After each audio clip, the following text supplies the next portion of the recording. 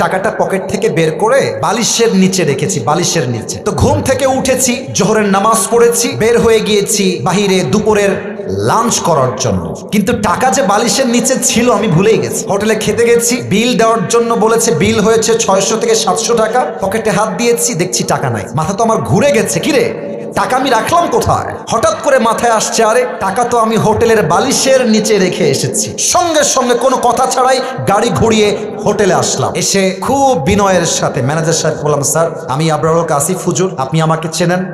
আমি আপনাদের হোটেলের রুমে বালিশের নিচে এত টাকা রেখে গেছিলাম, 1000 টাকার বান্ডিল আর 500 টাকার বান্ডিল রেখে এলাম বালিশের কাছে। বললাম, স্যার যে পেয়েছে আমাকে বলেন দিয়ে দিতে। তো দুইজন যুবক আসলো, যারা ক্লিনার, যারা হোটেল ক্লিন করে। আমি ডাকলাম, এই এদিকে আসো। ওরা আমাকে আগে দেখে নাই। বললাম, তোমরা কি আমাকে চেনো? আমাকে চিনতে পারতেছো? তো যে আমার বেড গুছিয়েছে, যে আমার বালিশ হটিয়েছে, সে বলছে, হ্যাঁ আমি আপনাকে চিনি, আপনি আসিফ হুজুর, আপনার ওয়াজ আমি শুনেছি। তোকে বললাম, বাবু যেহেতু তুমি আসিফ হুজুরকে চেনো, দেখো বাবা আমি তোমার সঙ্গে ঝামেলা চাই না। আমার বালিশের তলে আমি টাকা রেখে গেছি, আমি 100% ড্যাম শিওর। টাকাটা বাবা আমাকে দিয়ে দাও, তোমাকে আমি হাদিয়া দিয়ে বাসায় চলে যাব।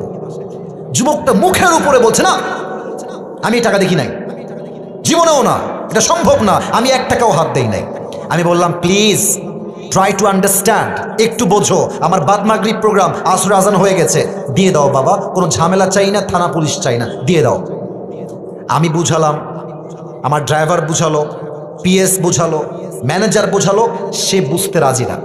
এবার হোটেলের মালিক চলে আসছে, বড়লোক, শিক্ষিত, অনেক বড় ঘরের মানুষ তিনি, এবং তিনি একজন অ্যাডভোকেটকেও নিয়ে আসছে।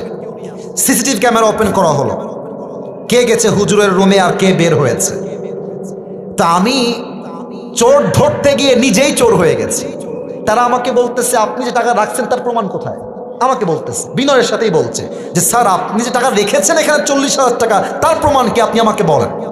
আমি তো ঝগড়া চাই না, আমি সবসময় সমাধান চাই। তা আমি বললাম, একটু ক্যামেরাটা আগা পিছা করেন, সিসিটিভি ফুটেজটা সব চেক করা হলো। হোটেলের মালিক বললেন, হুজুর টাকাটা হয়তো বা আপনার স্টাফরা নিয়েছে, কারণ তারাও আপনার রুমে প্রবেশ করেছিল। আমি বললাম, দেখেন আমার স্টাফরা, they have been working with me just for 4 years, প্রায় 4 বছর যাবত আমার সঙ্গে তারা আছে, আমার 1 পয়সা হাত দেয়নি আজ অব্দি, ওরা নিতে পারে না, প্লিজ একটু সমাধানে আসেন। না, উনি মানতে রাজি না, উনি বললেন এটা হতে পারে না, আমরা সরি। লাস্টে যখন ফিরে আসবো, টাকার আশাই বাদ দিয়ে দিয়েছি। অ্যাডভোকেট তাকে আবারও বলছে, এই ছেলে টাকা নিয়েছো, থাকলে দিয়ে দাও, কোনো মারামারি হবে না, দিয়ে দাও, আসিফ তোমাকে ছেড়ে বাসায় যাবে। ও বলছে, না আমি টাকা নেই নাই। আমিও টাকার আশা বাদ দিলাম, যে থাক ওইটা বাদ, ওটা পাওয়া যাবে না। জাস্ট আসার সময় তাকে বললাম যে, স্যার দেখেন আমি আসিফ হুজুর, আমি কোনো গন্ডগোল চাই না, আপনার হোটেলের বদনাম চাই না, তবে একটা আবদার রাখবো। এই যুবকটা যে রুমে থাকে, চেক হিজ রুম, রুমটা চেক করে। বলছে, ঠিক আছে হুজুর, আপনার লাস্ট আবদার আমরা রাখবো। হোটেল ম্যানেজার, হোটেল মালিক, অ্যাডভোকেট এবং আমার 3 জন স্টাফ ওর রুমে গেল। রুমে গিয়ে দেখবেন টয়লেটের উপরে একটা ছোট্ট করে জায়গা থাকে, এই ঢোপ টোপ রাখার জন্য, অনেক জিনিস রাখার জন্য। একজন গিয়ে সোজা ওখানে আঘাত করছে। যখনই খুলেছে দেখছে আমার সব টাকা ওখানে রাখা আছে। আর যখনই টাকা দেখতে পাইছে মালিক হোটেলের, ওরে ইচ্ছা মতো মারা শুরু করছে। সেই মায়ের আমি গিয়ে পরে ঠেকায় ঠুকাই নিয়ে আসলাম। আর ওই যুবকটা পা ধরে এত কান্নাকাটি। আমি বললাম, যুবক তুমি কি করলা এটা?